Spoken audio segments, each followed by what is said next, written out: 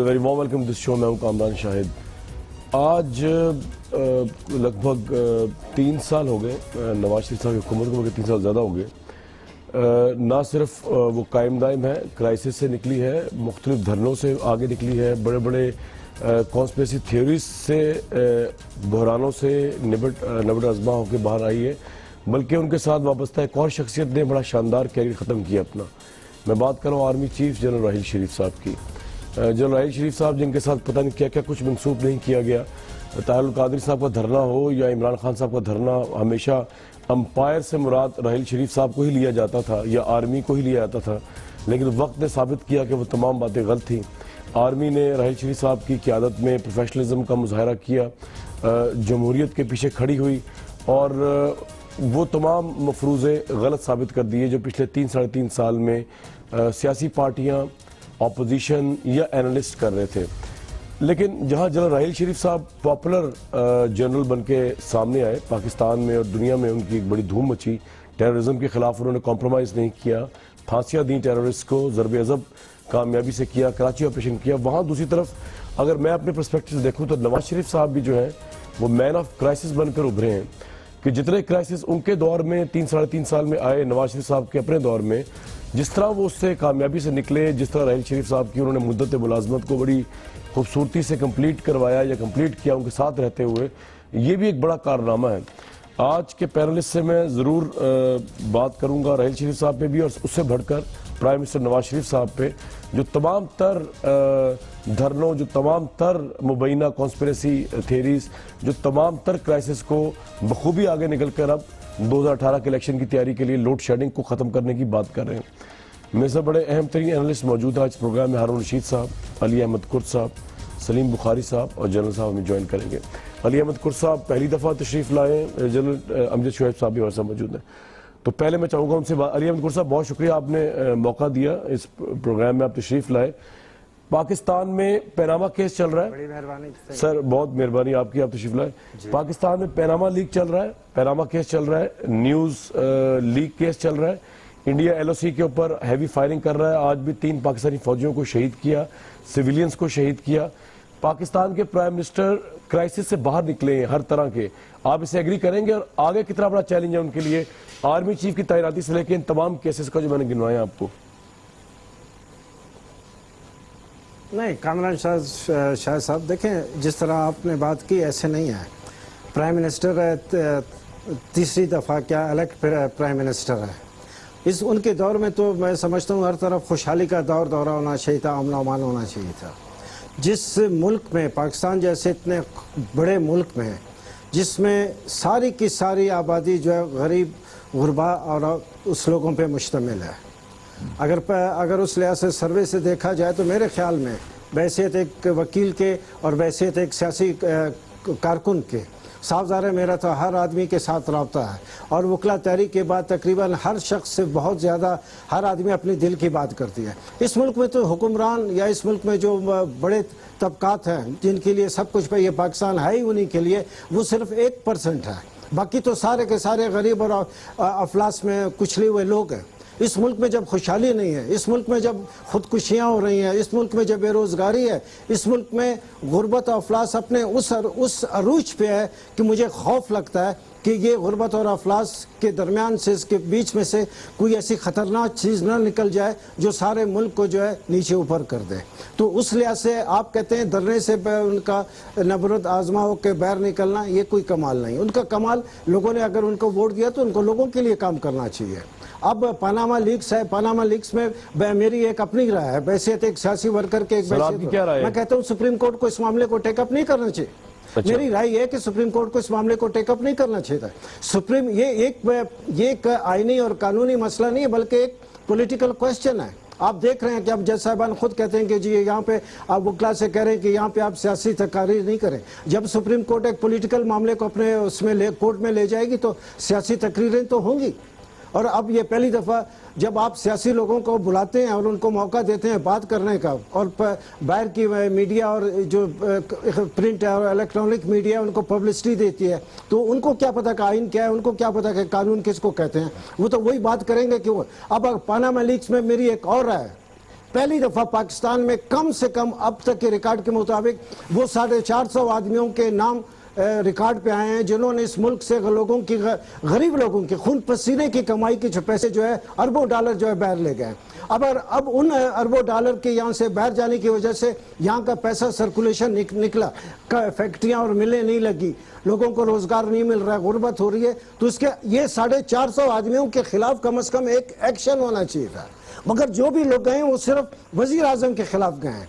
झगड़ा ये है कि वजीर आजम को तख्त से उतारा जाए, और दूसरा झगड़ा ये है कि नहीं वजीर आजम को तख्त पे रहने दिया जाए। तो इस लिहाज से मैं ये समझता हूँ मुल्क में जो भी सूरत हाल मौजूद है, कम से कम मैं एक वकील के हवाले से और मैं एक सियासी कारकुन के हवाले से मैं मुतमईन नहीं हूँ, और बहुत खतरनाक सूरत हाल है। अगर नवाज शरीफ साहब ये समझते हैं कि इन तमाम जी अगर नवाज शरीफ मियाँ साहब ये समझते हैं कि वो इन तमाम दर्रों से कामयाब होकर निकले हैं, तो मैं समझता हूँ आने वाला वक्त जो है उनके लिए ज्यादा मुश्किलात है, क्योंकि उन्होंने लोगों से वोट दिए तो लोगों को जवाब देना उनका काम। करप्शन को पकड़ना या करप्शन पे बात करना, ये सवाल उठाना, क्या आपके नजदीक ये लीगल मसला नहीं, क्या ये सिर्फ सियासी मसला है? नहीं, लीगल नहीं है कामरान शाह साहब, लीगल मसला उसे इनकार नहीं, मगर इस ऐसे करप्शन के मामले में लीगल इसके लिए कानून बने हैं, इसलिए कानून साजी हुई है, अदालतें मौजूद हैं, सब कुछ मौजूद है। एक आप सारी अदालतों को बाईपास करके आप ऊपर गए हैं। साफ जाहिर है कि सुप्रीम कोर्ट में जब मामला जाएगा और उसमें एक लार्जर बेंच बैठेगा, और बाहर जो है सुप्रीम कोर्ट के बाहर 18, 19, 20 कैमरे लगे होंगे, मुझ जैसा आदमी भी जाएगा तो वो तो कानून को एक तरफ रखकर जो है सारी की सारी सियासी बातें करेंगे। तो इसलिए से मैं समझता हूँ सुप्रीम कोर्ट ने गलत किया। और अब मेरा अंदाजा है, आप देखेंगे सुप्रीम कोर्ट जितनी भी जल्दी होगी, मैं समझता हूँ इस मामले से अपना हाथ खींचने की वो करेगा जी। अच्छा, ये बड़ी इंटरेस्टिंग बात आपने बताई है। हारून रशीद साहब, आपकी अपनी राय क्या है? मेरे नजदीक तो नवाज शरीफ साहब सियासी क्राइसिस से बाहर निकले, राहिल शरीफ साहब के साथ बड़ा जबरदस्त उनका अहद खत्म होने जा रहा है, कल अलविदाई तकरीब है उनकी। जितना कॉन्स्पिरेसी क्रिएट की गई थी ताल्लुकात में तनाव, ये वो उसका एंड ये हुआ, all is well that ends well, बड़ा अच्छे तरीके से वो सुबकदोश हो रहे हैं आर्मी चीफ। और सुप्रीम कोर्ट के बारे में बता दीजिए कि वो टेकअप ना करते तो लोग कहते हैं इदारे एहतसाब नहीं कर रहे, वो टेकअप कर रहे हैं तो कुर्द साहब कह रहे हैं गलत कर रहे हैं। ये सियासी मसला है, इसको नहीं उठाना चाहिए था। हारून साहब, कुर्द साहब का बहुत एहतराम है, और उन्होंने जो बुनियादी बात कही वो तो खैर दूसरी कही कि कामयाब हुकूमत वो होती है जो मुल्क के मुफलिस व मोहताज की उफ्तादगान खाक की मदद करे, जिन्हें हस्पतालों की ज़रूरत है, तालीम की ज़रूरत है, जो गरीब आबादी होती है उनके लिए हुकूमतें बनाई जाती हैं। ताकतवरों को हुकूमत की क्या ज़रूरत होती है? और ये तो ऐसी हुकूमत है जो या अमीर तबके के लिए अपने लिए काम करती है, नंबर 1 अपने ख़ानदान के लिए, नंबर 2 अमरा के लिए, और फिर अगर कोई देती है सहूलत तो मिडिल क्लास के लोगों को देती है। अभी एक 40 मंजिला प्लाजा बनेगा लाहौर में शॉपिंग के लिए, ज़रा गौर फरमाइए हुकूमत की एनर्जी किस काम में लगे। ये आपका काम है, तजारत और कारोबार तो हुकूमत का काम है ही नहीं। पहले हम 720 बिलियन डॉलर लूज, उसमें सालाना 720 अरब रुपये लूज़ कर रहे हैं सरकारी कारोबारी अदारों में। अब आप हर रोज़ एक नया इस तरह का काम करते हैं। लेकिन अदालत का वो जो सुप्रीम कोर्ट का, मेरी ज़ाती राय में, मैं कुर्द साहब ज़्यादा समझते हैं, मेरी ज़ाती राय में कोई ऑप्शन रहा नहीं था। यानी ये वो बहुत तलखी बढ़ गई थी, जलसे होते रहते, एहतजाज होते रहते, धरने होते रहते, वो तो कोई ऑप्शन नहीं था। अलबत्ता ये उन्होंने बात की तो मेरे जहन में ये ख्याल है कि ये हो सकता था निचली अदालत में। अब मुश्किल ये है कि फरीकैन का इतफाक ही नहीं होता, तसल्ली नहीं होती किसी अदालत पर। इससे कम हाई कोर्ट में हो सकता था, कोई रास्ता अगर इसका भी हो तो निकालना चाहिए। लेकिन वो जो बाहर शोर शराबा है वो तो माफ़ कीजिएगा, मेरी समझ से बाहर है कि सुप्रीम कोर्ट मना करे लोगों को, और उसके लिए प्रेशर बिल्ड करे, और हुकूमत को मना करे, और अपोजिशन को भी मना करे, और उनके वकीलों से कहे कि इसको गारंटी करें। आप सिर्फ बात कर सकते हैं, सिर्फ वकील कर सकता है, एहतियात से करे, और उसमें मीडिया को भी एहतियात करनी चाहिए। और दूसरी बात यह कि अदालत की इज्जत को कोई खतरा नहीं है। अदालत अगर एक तहिया कर ले, जो हर जज को हमेशा करना चाहिए, कि वो इंसाफ करेंगे। इंसाफ से मुराद ये नहीं कि फलां फरीक के हक में फैसला करेंगे, वो तो कोई इंसाफ ना हुआ। इंसाफ ये है कि डिटर्मिनेडली जायजा लिया जाए, और जो भी फैसला है, ये भी एक फैसला है कि हम फैसला नहीं करते, निचली अदालत करेगी, जो कानून का तकाजा है। और उसके लिए अली अहमद कुर्द जैसे और वकीलों को भी बुलाएं, उनकी राय लें, क्योंकि ये बहुत संगीन कौमी मसला बन गया है। रह गई जो दौलत बाहर गई है तो जनाबे वाला, उसमें तो कोई प्रॉब्लम ही नहीं है, कानून पास करें कल वजीर आजम साहब, اور زرداری صاحب اور ظاہرہ تحریک انصاف بھی حمایت کرے گی کہ جو لوگ پیسے باہر لے گئے ہیں انہیں معافی دی جاتی ہے وہ واپس لے آئیں. لیکن یہ چاہتے نہیں ہے نا, ان کا اعتماد اس ملک پہ ہے ہی نہیں امیر طبقے کا. یہ وزیر اعظم صاحب کاروبار باہر کرنا چاہتے ہیں, زرداری صاحب باہر کرنا چاہتے ہیں. جب یہ دونوں باہر کرنا چاہتے ہیں اور وزیر خزانہ باہر کرنا چاہتے ہیں تو باقی لوگ باہر ہی جائیں گے نا. جب یہ اپنے ملک پہ اعتماد نہیں کرتے تو دوسرے کیوں کریں گے؟ رائٹ. جنرل صاحب, نئے آرمی چیف آ رہے ہیں, اب کچھ دنوں کی بات رہ گئی ہے. یہ جو نیوز لیک کا پریشر ہے پرائم منسٹر کے اوپر اور حکومت کے اوپر, یہ ویسے رہے گا یا چینج ہو جائے گا آپ کے خیال میں؟ بسم اللہ الرحمن الرحیم. دیکھیے اس قصے کا نیوز لیک والا جو پریشر آپ کہہ رہے ہیں وہ پریشر تو ہے ہی نہیں ابھی. اچھا. کیونکہ جس قسم کی کمیٹی بنا دی گئی ہے میرا خیال ہے کہ پریشر ختم کر دیا گیا ہے اور حقائق آلریڈی آئی ایس آئی کے پاس موجود تھے. پورا جو اس میں لوگ شامل تھے, جس نے جو رول ادا کیا, کردار ان کا, وہ سارا کچھ ان کو پتا تھا. ان کے پاس شواہد بھی موجود ہیں. اگر عام آدمی اس طرح کی کوئی حرکت کرتا ہے, وہ ہارون صاحب ہوں, میں ہوں, آپ ہوں, تو اس کے لیے تو قاعدہ یہ ہے کہ انٹیلیجنس ایجنسیز اپنی انویسٹیگیشن جیسے کر لیتی ہیں وہ ان انڈیویجولز کو انٹیروگیشن کے لیے اپنے پاس لے آتی ہیں اور انٹیروگیشن کی بنیاد پہ ان کے اوپر مقدمات بن جاتے ہیں اور پاکستان آرمی ایکٹ کے تحت ان کے مقدمات چلا دیے جاتے ہیں. اچھا. لیکن یہاں تو سارا پروسیس ہی اس کو تلپٹ کر دیا گیا. کیوں؟ یہاں کمیٹیاں بیٹھ گئیں, انٹیلیجنس والوں کے پاس ثبوت موجود ہیں, ان کو ان ثبوت کو میرا خیال ہے کوئی وقت ہی نہیں دی جا رہی. تو نیشنل سیکیورٹی کا جو مسئلہ ہے اس کو جس طرح ایک عام آدمی کے لیے آپ حل کرتے ہیں, یہ ایک سینسیٹیو ایشو ہے. اس کے اوپر کوئی ایسا طریقہ کار نہیں رکھا جاتا جو بڑا لوز ہو اور آپ اس میں سے آسانی سے بچ کے نکل جائیں. یہ میں سمجھتا ہوں کہ جو طریقہ کار اختیار کیا گیا ہے اور ہمارے آرمی نے اس طریقہ کو ایکسیپٹ کر لیا ہے, اس لحاظ سے لگتا یوں ہی ہے کہ یہ حکومت کے اوپر کوئی پریشر نہیں اور نہ ہی آگے چل کے پریشر آئے گا. یہ موسٹ پروبلی کسی نہ کسی شکل میں ختم ہو جائے گا معاملہ. تو پھر میری بات صحیح ثابت ہوئی کہ نواز شریف صاحب مین آف کرائسس ہیں؟ مین آف کرائسس نہیں ہے. اچھا. دیکھیں آپ یوں چیز ذہن میں رکھیے کہ اگر پاکستان آرمی یا کوئی بھی ادارہ صرف کانسٹیٹیوشن کی حدود کے اندر رہ کے کام کرتا ہے جو اس کو کرنا چاہیے, تو پھر اس کے پاس کوئی اور ایکسٹرا اتھارٹی نہیں ہے کہ وہ کسی کو پکڑ سکے یا کسی کے اوپر کسی طرح کوئی اپنا اختیار جتا سکے. وہ تو حکومتوں کی اپنی ذمہ داری ہوتی ہے. اگر حکومتیں سمجھتی ہیں کہ ملک کے لیے خطرات جو ہیں ان کو نپٹانے کا طریقہ کار یہی ہے, تو آپ دیکھ لیجئے کہ پھر کانسٹیٹیوشن میں اور کوئی راستہ تو ایسا نہیں ہے جہاں آرمی کو اپنے آپ کو اسرٹ کر سکے. رائٹ. بالکل صحیح. سلیم بخاری صاحب نے ہمیں جوائن کیا. بخاری صاحب, میں یہ انالیسس کر رہا تھا کہ راحیل شریف صاحب بھی سبکدوش ہو رہے ہیں, اپنی کیریئر سے بڑا زبردست ان کا گزرا, ان کے ساتھ بہت جوڑا گیا ڈیفرنٹ کانسپیریسی تھیریز کو, دھرنوں وغیرہ کو, لیکن وہ ساری غلط ثابت ہوئی, وقت نے وہ غلط ثابت کیا. تو دوسری طرف اس کا مطلب یہ بھی ہم دیکھیں کہ نواز شریف صاحب جو ہے وہ ہر کرائسس سے ایمرج کیے. اتنی خبریں بنائی گئی آرمی چیف سے تعلقات خراب ہیں, امپائر کی انگلی ایٹسیکٹرا, وہ سب غلط ثابت ہوئی. نواز شریف صاحب emerge as a successful leader. دیکھیے یہ اس نتیجے پر پہنچنا کہ وہ ایمرج ہوئے ہیں ایز اے سکسیسفل لیڈر, یہ ذرا تھوڑا سا اس کو ایک سائیڈ پہ رکھ کے ذرا تھوڑا سا سم اپ کر لیتے ہیں جو کچھ اب تک میرے دیگر سینئر ساتھیوں نے کہا ہے اور جو میں عرض کرنا چاہتا ہوں اس کو ذرا تھوڑا سا آپ اوور آل دیکھ لیجئے. پہلی بات تو یہ ہے کہ آپ کے ہی پروگراموں میں میں ہمیشہ یہ کہتا تھا کہ جس قسم کا میڈیا ٹرائل چیف کا ہو رہا ہے, جس طریقے کا میڈیا ٹرائل نواز شریف کا ہوتا رہا ہے, اس میں حقیقت بالکل نہیں تھی. اس لیے کہ مجھے کوئی وجہ سمجھ نہیں آئی کبھی کہ اگر آرمی چیف اور پرائم منسٹر کے بیچ تناؤ ہے یا اتنی مخاصمت ہے تو کیسے دونوں میں سے کسی ایک سائیڈ کو چلنا چاہیے. آپ ذرا دیکھ لیجئے انٹرنیشنل ریلیشنز میں, آپ دیکھیے کہ نواز شریف نے کہاں کہاں راحیل شریف سے نہ صرف معاونت لی ہے بلکہ کہاں کہاں ان کو لانچ کیا ہے. رشیا کے ساتھ تعلقات کی بات ہوئی تو کون جاتا ہے رشیا؟ راحیل شریف. ایران اور سعودی عرب کے بیچ اگر صلح ہونی ہے تو پرائم منسٹر کے ساتھ کون جاتا ہے؟ راحیل شریف. امریکہ سے اسٹریٹجک ڈائیلاگ ہونا ہے 7 دن کا, کون کرتا ہے؟ راحیل شریف. تو مجھے تو کبھی اس طرح کی مخاصمت کے ڈیگرز آر ڈرون وہ کبھی لگی نہیں. دوسری بات یہاں کی گئی, یہ ابھی ہمارے جنرل صاحب نے فرمایا کہ جی آئی ایس آئی کے پاس ثبوت ہے کہ جناب یہ کس نے کی تھی. اگر ثبوت آئی ایس آئی کے پاس ہیں تو پھر مجھے سمجھ میں نہیں آتی کہ پردہ داری کس کی ہے اور کون کر رہا ہے. کیونکہ آئی ایس آئی کے جنرل جو عاصم باجوہ صاحب ہیں, دنیا جہان کی ہر چیز تو وہ ٹویٹ کر دیتے ہیں. پھر یہ ایسے ثبوت کیا ہیں جس کی اتنی پردہ داری ہے کہ پاس ہونے کے باوجود بھی آرمی کی آئی ایس آئی اتنی طاقتور انسٹیٹیوشن جو ہے وہ اس کو ظاہر کرنے سے معذور ہے. یہ میری باتیں سمجھ میں آنے کی نہیں. دوسری بات یہ کہ علی احمد کرد صاحب نے کہا, اور بالکل درست کہا, میں ان کے ساتھ ہوں, کہ یہ معاملہ سپریم کورٹ کو براہ راست نہیں لینا چاہیے تھا.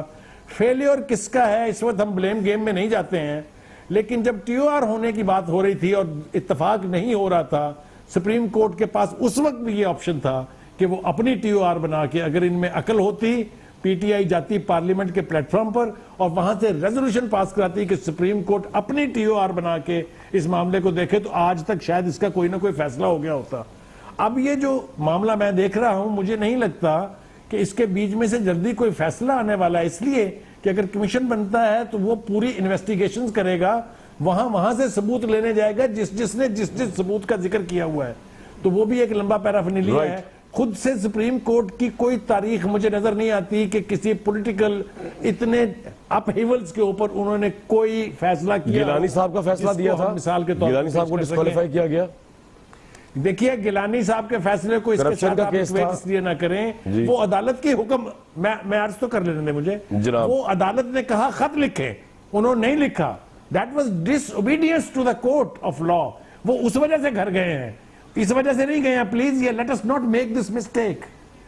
وہ اس میں کوئی ایکویشن نہیں ہے. ان کے اوپر فائنینشیل منگلنگ کے چارجز ہیں, ان کے اوپر disobedience of the Supreme Court تھا.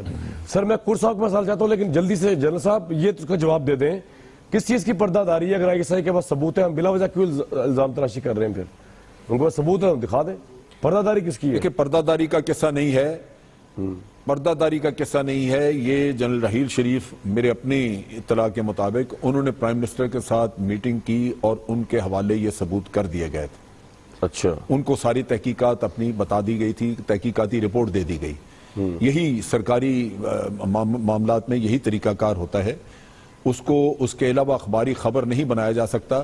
حکومت کو چاہیے تھا کہ کمیٹی کی بجائے اپنے ادارے پہ اعتماد کرتے اور ان کو کہتے کہ یہ لوگ حاضر ہیں, ان کو آپ انٹروگیٹ کر لیں اور مقدمات بنا لیں. لیکن پرائم منسٹر صاحب نے اس کے بجائے ایک کمیٹی بنا دی. اب آپ یہ بتا دیجئے کہ اس میں اور کیا رستہ ہو سکتا تھا؟ کیا آرمی ڈیفائی کرے وہاں پہ کھڑی ہو کے, جو کہ ایکسٹرا کانسٹیٹیوشنل سچویشن کریٹ ہو جائے؟ میں عرض کروں, اگر کامران اجازت دے ایک منٹ, جی بخاری صاحب, وہ جو کمیٹی بنائی ہے, جو کمیٹی بنائی ہے اس میں آئی ایس آئی کا نمائندہ بیٹھا ہے, ایم آئی کا نمائندہ بیٹھا ہے. اگر وہ اس پروسیجر سے راضی نہیں تھے تو میں نہیں سمجھتا کہ فوج کبھی بھی اپنے نمائندے بھیجتی اس کمیٹی کا رکن بننے کے لیے. اور اگر رحیل شریف نے اتنا اعتماد کیا ہے پرائم منسٹر پر کہ ان کے سپرد کر دی ہے وہ ساری انویسٹیگیشن جو انہوں نے کی تھی, then we should wait for what the committee says. ہم ایک سانس میں دو باتیں نہیں کر سکتے. کرد صاحب, یہ بینگ اے لائر, آپ کے خیال میں پیناما میں جو قطری شہزادے کا لیٹر آیا ہے, جو کہ بہت سے لوگوں کے نزدیک اس کا کوئی نہ وہ منی ٹریل ثابت کر رہا ہے, نہ وہ بلکہ کنٹرڈکٹ کر رہا ہے پرائم منسٹر ان کے بچوں کے بیانات سے, یہ کیس آپ کے خیال میں حکومت کے لیے سٹرونگ ہے یا نہیں سٹرونگ ہے؟ Being a liar, how you take it?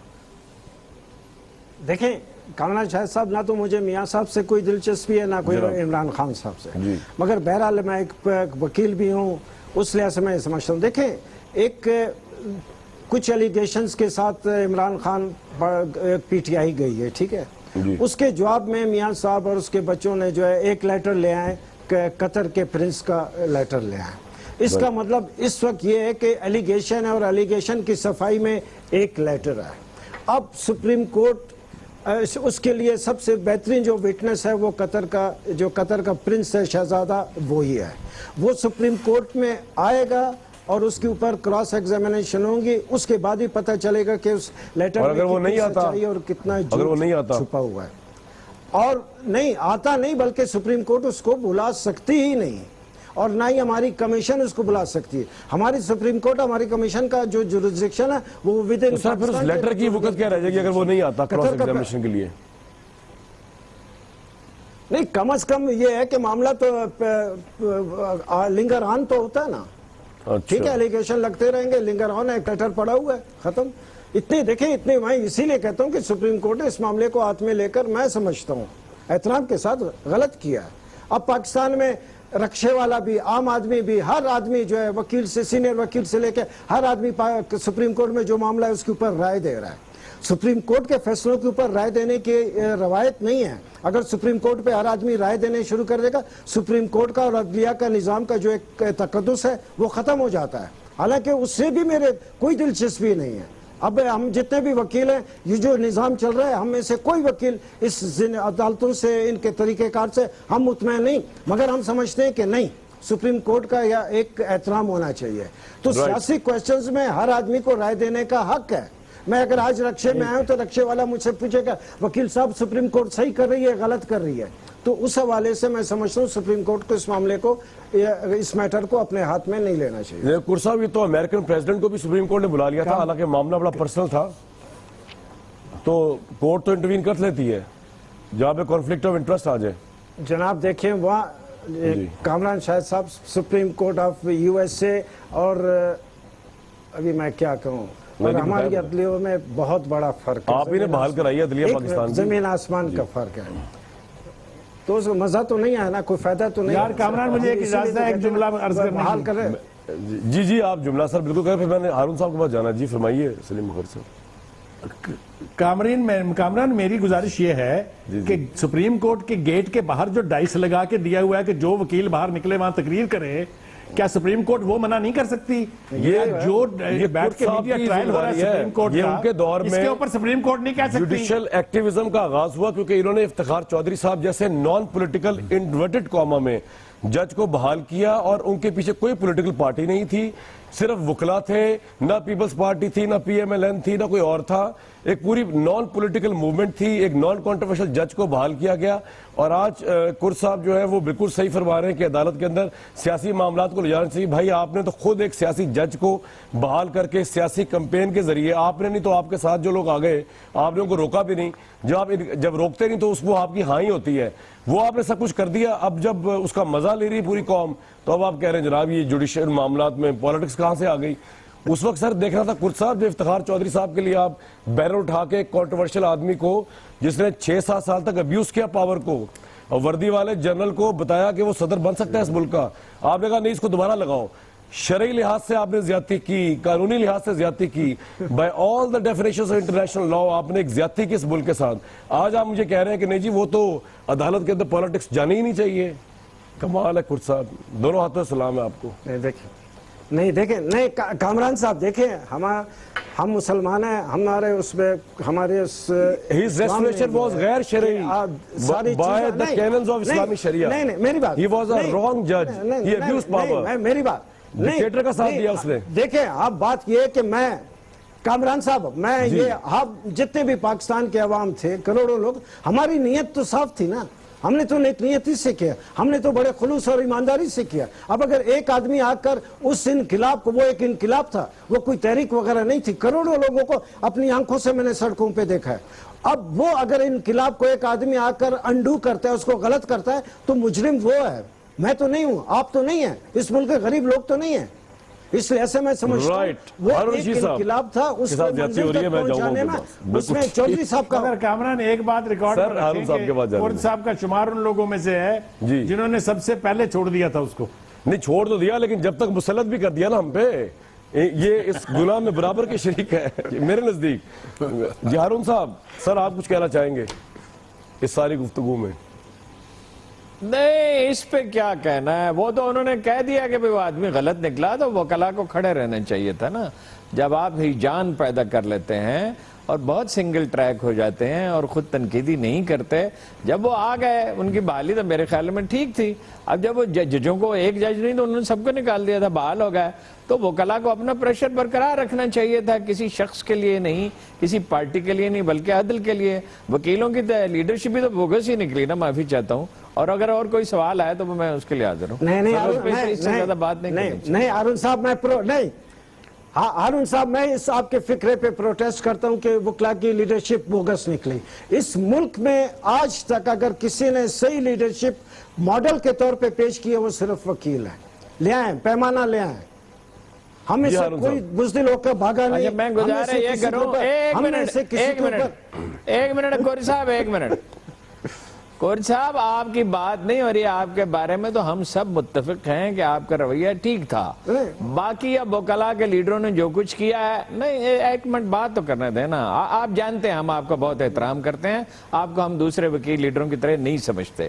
آپ کا موقف صحیح رہا، آپ ہی چند اور آدمیوں کا بھی. باقی ہر ایک نے بینیفٹ کرنے کی کوشش کی. نمبر 1. نمبر 2, ججوں کو مارا پیٹا، وکیل گردی شروع کر دی، پولیس والوں کو مارا پیٹا، ججوں کو فیصلہ کرنے نہیں دیتے. ہم سب روز عدالتوں میں دیکھتے ہیں بدتمیز اتنے ہو گئے ہیں جس کی کوئی حد نہیں. بات آف کورس تھوڑے سے لوگ ہوں گے، لیکن کوئی اپنی اصلاح کی کوشش نہیں کی. اگر میڈیا میں خرابی ہے اور کوئی مجھے پوائنٹ آؤٹ کرے تو مجھے ماننا چاہیے کہ مطلب میڈیا انڈیا کے معاملے میں بالکل ہمارا غلط ہے، اور انڈیا انفلوئنس کرتا ہے یہاں میڈیا کو، امریکہ کرتا ہے، برطانیہ کرتا ہے. تو کیا ہم کہیں میڈیا ٹھیک ہے؟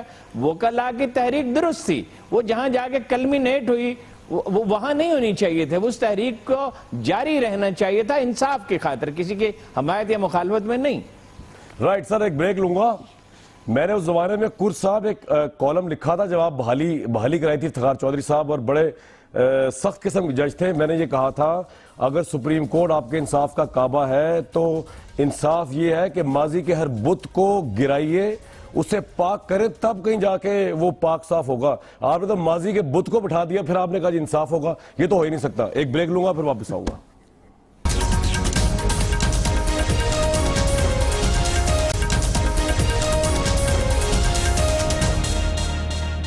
خورشید شاہ صاحب کا یہ کہنا ہے کہ یہ بھارتی جارحیت ہو رہی ہے جس میں ایل او سی میں ہیوی فائرنگ ہو رہی ہے، پاکستانی جوان شہید ہو رہے ہیں، اس کا سبب پاکستانی کمزور خارجہ پالیسی ہے.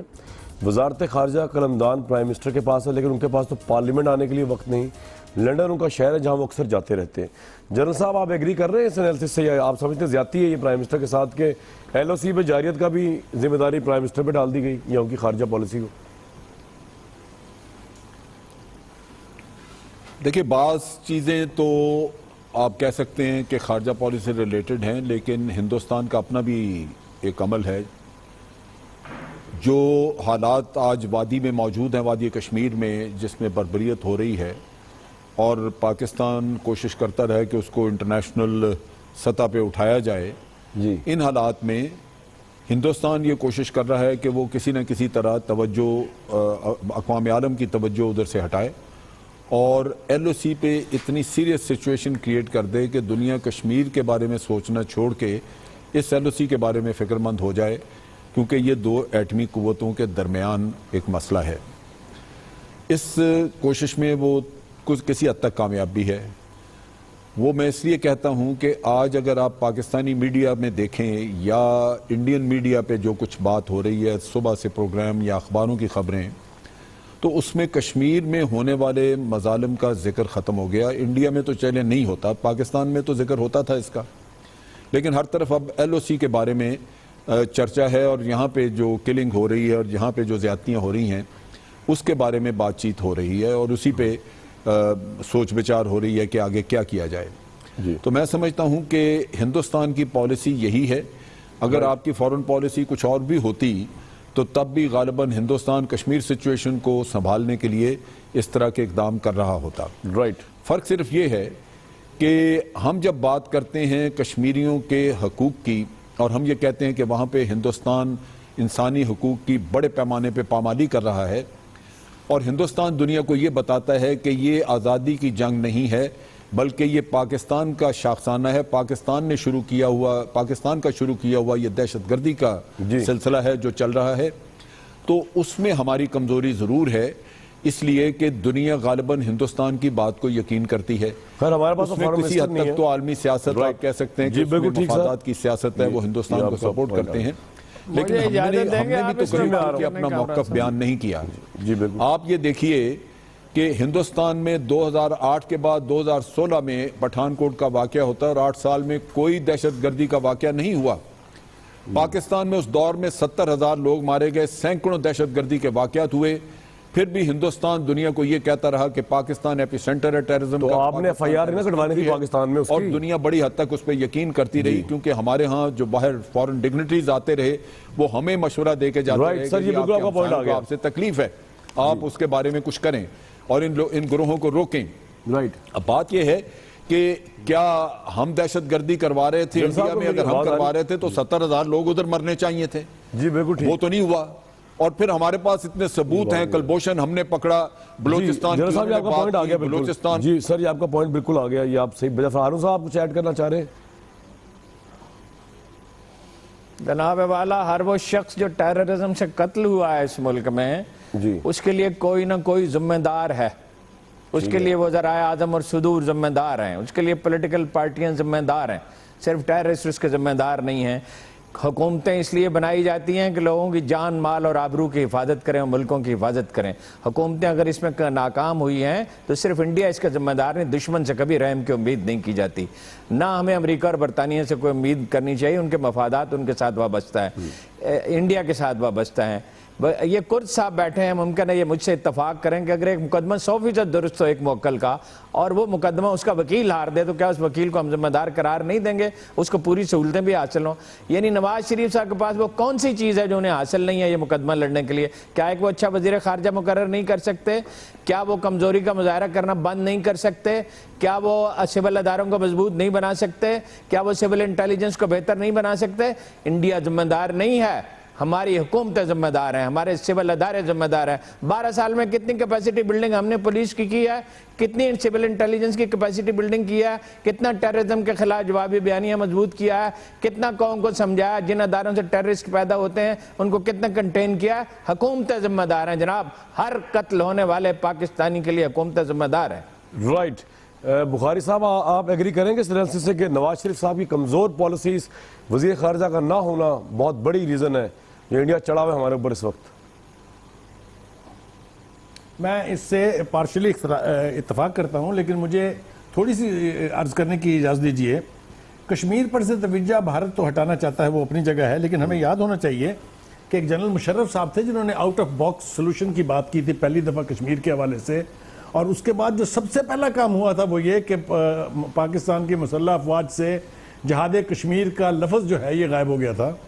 اس وقت سے اگر جرم کا ارتکاب کرنے والوں کا محاسبہ کیا جائے تو یقینی طور پہ آج کے حکمران بھی اس کی گرفت میں آئیں گے.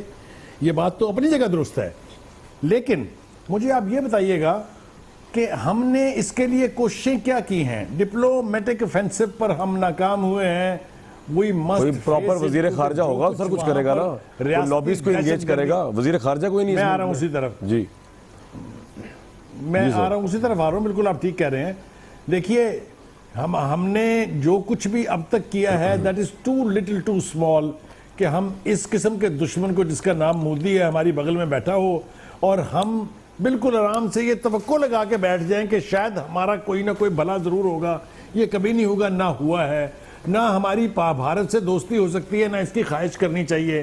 میں تو ایمانداری سے اگر آپ مجھے اجازت دیں اپنا معافی الضمیر بیان کرنے کی, میں سمجھتا ہوں جو یہ کہتا ہے کہ بھارت سے دوستی ہو سکتی ہے وہ کچھ بھی ہو سکتا ہے, پاکستانی نہیں ہو سکتا. اس لیے کہ مجھے ایک آپ جینون موو بتا دیں جو نیو دہلی سے ہوئی ہو جس کا مقصد پاکستان سے دوستی کرنا ہو. نہیں, یہ تو آپ ایسی بات کہہ رہے ہیں. ہمارے پرائم منسٹر کے ذاتی تعلقات ہیں مودی کے ساتھ سر, ان کی وہ ذاتی محفلوں میں آتے ہیں. محفل بھائی صاحب میں نے جو کہنا تھا وہ میں نے کہہ دیا ہے اور سوچ سمجھ کے کہا ہے. دیکھیے اس لیے کہ مجھے ایک انڈیکیٹر نظر نہیں آتا. آج تو مودی بیٹھا ہے, اس سے پیچھے چلے جائیے. جب واجپئی تھا تو کون سی دوستی تھی؟ بالکل ٹھیک ہے. اگر ہم نے کارگل کیا تھا تو انہوں نے کیا نہیں کیا ہے؟ تو یہ تو میں توقع رکھنے کے لیے تیار نہیں. نہ میں اس پر مادہ ہوں کہ میں یہ مانوں کہ بھارت کبھی پاکستان کا دوست ہوگا. فل سٹاپ. بالکل صحیح. کرد صاحب یہ تو ہارون صاحب نے کہا نا اگر وکیل ہار جائے مقدمہ تو اس کے اوپر ذمہ داری ہے مقدمہ. میں تو کہہ رہا ہوں وکیل ہی کوئی نہیں ہمارے پاس, تو مطلب وزیر خارجہ کوئی نہیں ہے. واٹس یور ٹیک آن نواز شریف صاحب فارن پالیسی ٹورڈز انڈیا؟ کمال شاہد صاحب دیکھیں, ایک پولیٹیکل ایکٹیوسٹ کے طور پہ ساری زندگی میں نے بحیثیت ایک ایکٹیوسٹ کے کام کیا ہے اور بہت فخر سے کہتا ہوں کہ میں نے بھی اس معاشرے کے لیے, اس ملک کے سیاسی نظام کے لیے کام کیا. جی بے شک. ہم اپنے دل پہ ہاتھ رکھ کے کہیں, کیا میاں صاحب آپ ابھی ٹیلی فون اٹھا کے ان کا کال کر کے پوچھیں کیا وہ وزیر خارجہ کسی کو مقرر کرنے کی طاقت رکھتا ہے؟ نہیں. اچھا, جو صحیح بات ہے وہ یہ ہے. اس وقت ہم یہی کہتے ہیں نا, کسی بھی ملک کی جو اجتماعی ذہانت ہے وہ فارن پالیسی میں ہے. نہیں طاقت کیوں نہیں رکھتے سر, لوگوں کو بتائیے طاقت کیوں نہیں رکھتے ہیں کرد صاحب پرائم منسٹر؟ آل ان آل ہے وہ تو. यही तो मसला है जनाब। अच्छा, जिस दिन सियासी लोगों को ये ताकत हो जाएगी और ये हैसियत हासिल हो जाएगी कि वो वज़ीर साहब ख़ारजा अपने सबसे घर पहला जाके काम क्यों जो नहीं होना बैठ चाहिए जाते? ओ कुर्द साहब कमाल है यार, हद है यार। कुर्द साहब अपने घर क्यों नहीं चला जाता? उसको ये कुरान में आया हाँ, तो ये बात। हुकूमत करे। उसकी जगह मेरी बात सुनिए, उसकी जगह अगर आप होते, कोई ऑनरेबल आदमी होता या फैसले सादर करता, मैं सही घर कौम के जाके इंटरेस्ट बैठ में। जाता। वो तो अपनी इंटरेस्ट में कर रहा है, ये आपने घर जाके बैठे। हारून किसने कहा है? अगर मैं होता मैं जरा इस पे कामरान मैं बात करना चाहता हूँ। जी जरूर जरूर, जी जरूर कामरान, साहब, मैं इस पे बात What करना do you like to चाहता हूँ, say? जरा आप अगर वो कह रहे इजाजत दें। फौज ही नहीं, देखिए, बात प्राइम ये मिनिस्टर है- को जी काम करने दे रही। ये कुर्द साहब का अपना एक मसला है जिसको हल करेंगे कुर्द साहब खुद ही कभी बैठ के। देखिए, जरदारी साहब के दौर में सलाला पोस्ट पे अटैक हुआ और उस वक्त अमेरिका के साथ ताल्लुकात का नया तयन करना था हमने। पार्लियामेंट ने बैठ के फैसला किया और पार्लियामेंट ने कहा कि जी अमेरिका की सप्लाई लाइन बंद कर दी जाए। Sir I am sorry general साहब, 3 मुझे महीने ब्रेक के लिए बंद कहा जा रहा है काफी देर से। मैं यहीं से आपकी बात शुरू करता हूँ, ब्रेक लेते हैं। कुर्द साहब आपका बहुत शुक्रिया, मेरे प्रोग्राम पहली तरफ तशरीफ लाए और आप यकीन करें मेरी फेवरेट शख्सियत है। आइंदा भी आपको मैं यकीन बुलाता रहूँगा। जनरल साहब आपसे बड़ी माजरत, वक्त नहीं है वरना मैं जरूर आपको मौका देता। आज का ये प्रोग्राम था, हमें कल तक के लिए इजाजत दीजिए।